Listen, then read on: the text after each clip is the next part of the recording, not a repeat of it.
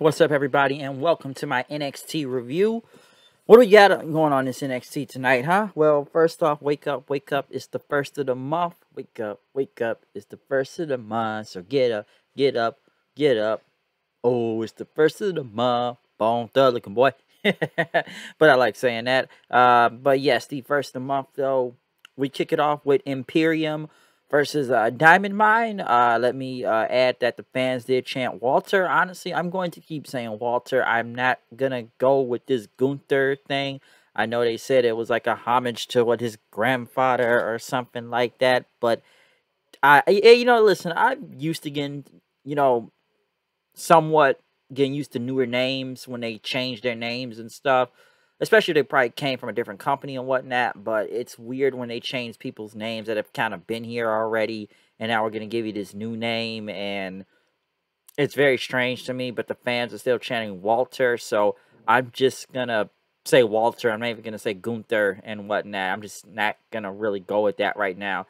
And I don't know, maybe in the future I will say Gunther, but right now I'm just going to stick with Walter, and probably stick with Walter for mostly every time I see this guy, okay? So, yeah.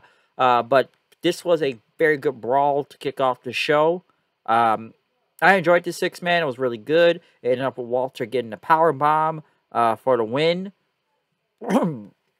Excuse me. Over Diamond Mine. So I did enjoy this match. Like I said, very good way to kick off the entire show with Imperium going over. Next, I know they had LA Knight talking about Grayson Waller backstage until Joe, Gacy, and Harlan showed up. Gacy, offered to help him and stuff, but, Eli Drake basically said, how about I put a restrainer on you guys, but, how about we get, to the ring tonight, and I beat both of you guys, and that's just going to be a fact of life and whatnot. So after that promo, Toxic Attraction came out. Gigi Dolan, and basically it said, that Indy and Perch Perota, they do have their title match coming up in Vengence Day, and that they just signed their death warrants and whatnot. So, basically, they are going to lose. But before else they could say anything, Kaylee Ray showed up and wanted a title shot against Mandy Rose. She wants the title. Mandy Rose said no. Kaylee Ray with her baseball bat basically said she's going to bash their brains in. But Rose says, how about you put the bat down and, the rest of Toxic Attraction can leave. And Kaylee did put the bat down and whatnot. And basically says she's the longest reigning women's champion of the modern era, basically up NXT UK. I don't know how long she really held that title, but I guess they still were up for 649 days on a different continent of the world. But Mandy said that means nothing, and I've done a lot of accomplishments before WWE, and talking about billboards and magazine covers and Bikini World Championships and whatnot. And that every woman aspires to be with her, and men want to be with her and whatnot. Okay. Some people did chant, "You deserve it." Yeah, I thought that was kind of funny. They say "you deserve it" for what she said out there. That was pretty funny. But Kaylee Ray said it doesn't compare to any ring skill and whatnot. And Kaylee Ray says, the only thing you've really done is just slip on your ass at WrestleMania and sucking off Otis. But man, he says, look at me now. I'm the hottest thing in WWE. And basically, I'm going to be transparent with you that all the talent in the world cannot replace this, okay? And you're not getting your title match. But basically then Kaylee Ray ended up slapping her in as she took her baseball bat and chased away Toxic Attraction after that. So she went after them. Like I said, basically set up whatever title match is going on. But this isn't the end of this Kaylee Ray and Toxic Attraction feud throughout the night. Because next thing you know, as Toxic Attraction were getting in their car, Mandy couldn't get in. And it ended up with Kaylee Ray being the driver of the car and drove off with the rest of Toxic Attraction. So we don't know what happened to them throughout the rest of the entire night. They basically were kidnapped. So yeah, Kaylee Ray gone with them. Raquel Gonzalez went against Cora Jade. I don't know why the screen kept blacking out throughout the show.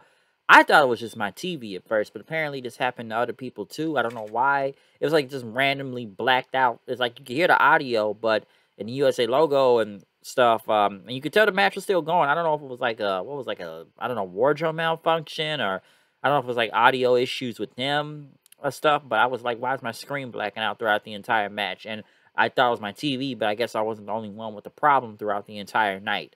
But Raquel Gonzalez won, and then basically went and hugged and gave Cora Jade a handshake. Basically, okay, we're a team. I beat your ass, and now we're a team now. Okay, I kicked the crap out of you, but you showed you're tough. You showed you're strong. So now we can be tag partners now. So we're not gonna be reluctant anymore and be in the Dusty Classic and whatnot. So there you go. Um, One thing I noticed, Saray. Okay, so I don't know if this is like some type of transformation thing, or this is gonna be I'm sure this was mentioned a lot throughout the entire night. Sailor Moon in a way. Even though we just saw Sasha Banks as Sailor Moon at the Royal Rumble, but what she's in like the little schoolgirl outfit, and then she goes through the curtain, and then she's transformed into her regular gear. So Saray being back went against Kayla NLA. Basically, it was a little bit of a showcase match for Saray getting getting a win and stuff. So like I said, it's good to see Saray back. I don't know where this is really going with this little transformation thing. I know they talk about that medallion she's holding that's from her grandmother and stuff, but what is with this, I don't know, like she's a schoolgirl. It's like some type of superhero. Some would say, like I said, the whole Sailor Moon thing and whatnot. Is she trying to be that? Like, there's transforms and stuff. Like, you're a schoolgirl first, but then you walk through the curtain, you're, you know, serrate in your ring gear and full and stuff. So I don't know where that's really going. So I'm trying to understand that.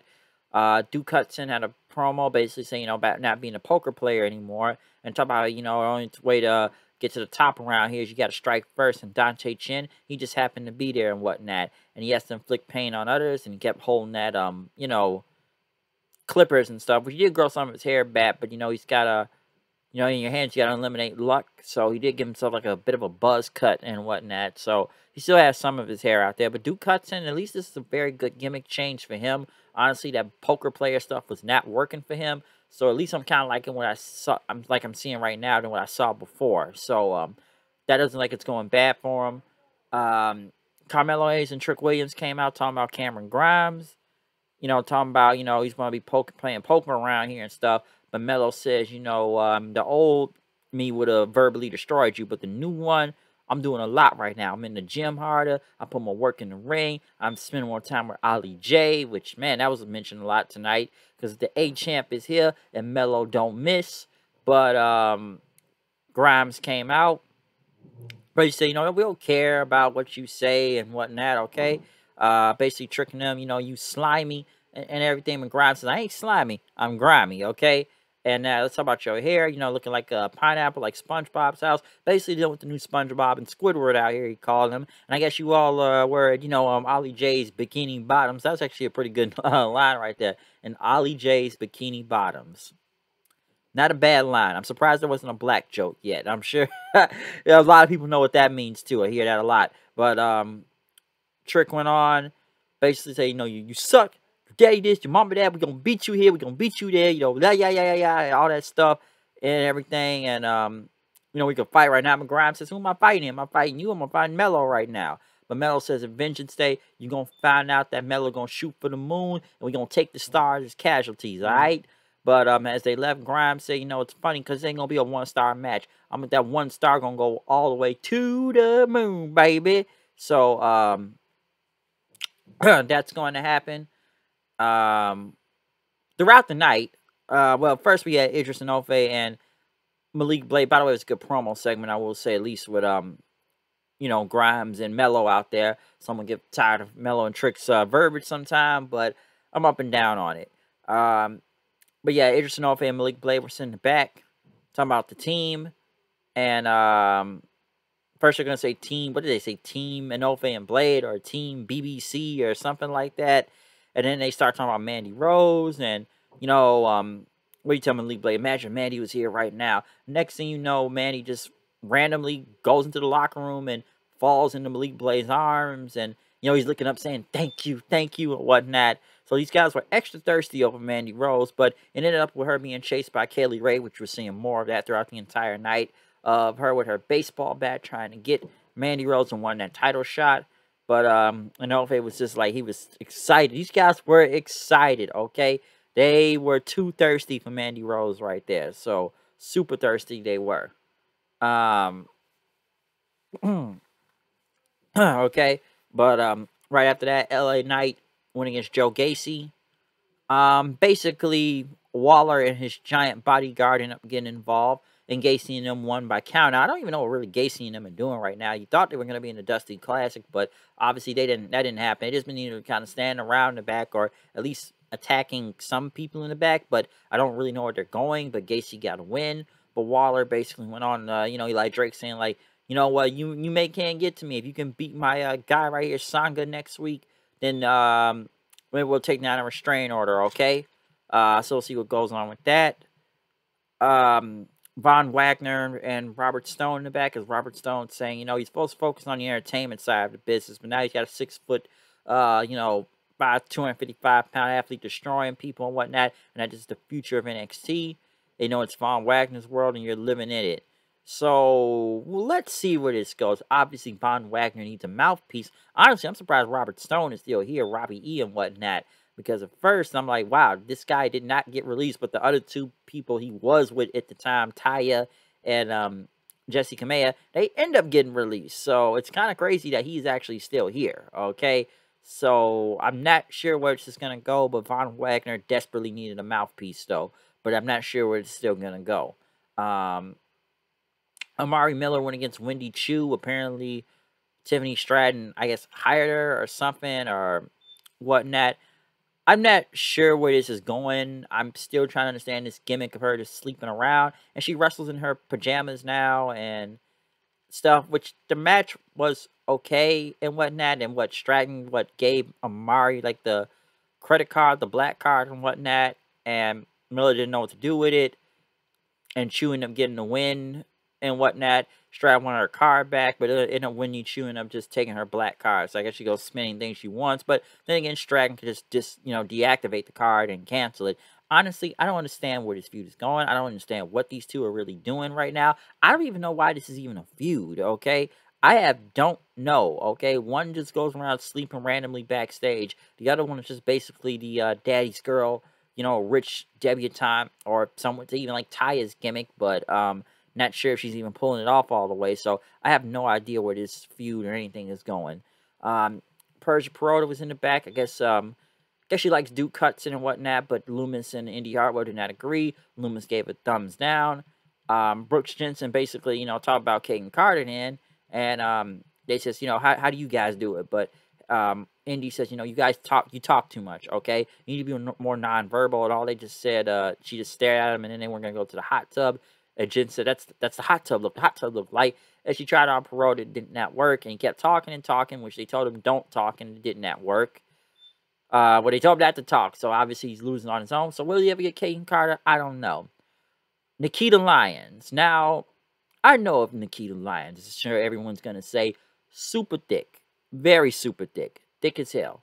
But Nikita Lyons' promo basically talked about she was born in the entertainment, business. Talk about her dad being like a bassist and whatnot, and her mom being a groupie, and that traveled across the world and company, learning things from just shady nightclub owners and degenerate musicians. And her dad worked for everything, he could get, and talk about the lyrics and talk about some bars and stuff, and she's here to be the most competitive division, and that you could get the Lions roar. Now, Nikita Lyons, now, I know of her because, A, she was the Lioness in the WoW promotion. I did watch some of that before in the past, so good on WWE picking her up and whatnot, okay?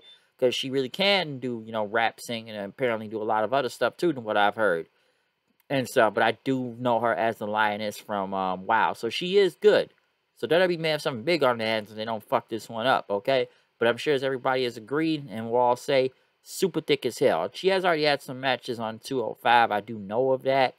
Almost got like a Tomb Raider look going on, I'll say that. But Nikita Lyons, watch out for her. Saray was in the back. Once again, back as a schoolgirl and stuff. Dakota Kai, I don't even know what they got Dakota Kai doing, just randomly walking around doing random stuff. And saying that the sun will always set, and say, look like you came from Sailor Moon and blah, blah, blah. So there you go. Draco Anthony made his debut against Andre Chase. I don't know why they didn't have the guy go over, but Andre Chase went over so he can cut a promo on Von Wagner and stuff, saying he's going to get him next week. So, they had a vignette for Draco Anthony earlier in the show, and even I think a week or two ago. So I thought this guy would have gotten a win, but apparently not. So don't know where that's happening. But in the main event, though, we did get Legado del Fantasma versus Braun Breaker and Tommaso Ciampa. Basically, this is just them beating up Legado guys, the Stooges, Mendoza and DJZ out there. One thing was Ciampa pushing off one of the guys into a table, so Breaker ended up getting his finisher onto Mendoza for the win. Ciampa and Breaker just celebrating the ring as Breaker put the title on the ground, told Santos Escobar to cross that line and stuff. So if he was going to cross it, will Ciampa turn on him? I'm not really sure, okay? Possibly he will. I don't know what I don't even know what the future holds for Ciampa. I'm surprised Ciampa is even back in NXT right now. Same with Pete Dunne. I actually thought they were going to the main roster or at least be in the Royal Rumble last Saturday. But obviously, like I said, they are sticking around in NXT still. So maybe Ciampa turns on Breaker and tries to get the belt back. We'll see. But as they celebrated, Kaylee Ray still ended up chasing Mandy Rose, saying, I don't want to wait till Vengeance Day. You give me my title shot next week. But Mandy said, just put down the bat and you got your shot. Mandy, Kaylee put the bat down and then end up super kicking Mandy Rose and then put her into the gory bomb. So next week will be for the title. Oh, by the way, they will be on Sci-Fi for the next 2 weeks with the Winter Olympic Games going on. I guess they got to be on a different channel. That goes from Monday Night Raw also. I almost forgot about that. So, yeah, NXT will be on a different channel next week, too. And stuff. So, we'll see what happens with that. But, yeah, no Vengeance Day, I guess, for Kaylee Ray. So, like I said, we've been doing this chase the entire night. I even forgot about the whole cake and the spaghetti thing being thrown, too. So, yeah, the chase continued the entire night of Kaylee Ray and Mandy Rose until the end of this show. But other than that, NXT, though, it's okay here and there. I don't understand some of these debuts that lose, though. There's a lot of vignettes and stuff. And a lot of stuff being, set up into Vengeance Day. Of course, the chase with Mandy Rose and Kaylee Ray throughout the entire night we saw and stuff. And just, like I said, just set up a lot of matches for Vengeance Day, okay? That's what it looked like. I actually liked the beginning of the show, too, with the 6-man. But we'll see what happens within that time. But other than that, I'm done with this review of NXT. I'm out of here. See you guys then. Peace, comment, subscribe at Hooded Knight 890. I'm out of here. Done. And check out the Royal Rumble review that is uploaded online right now. Went about 2 hours talking about that. Peace, because that was not a good show. Out.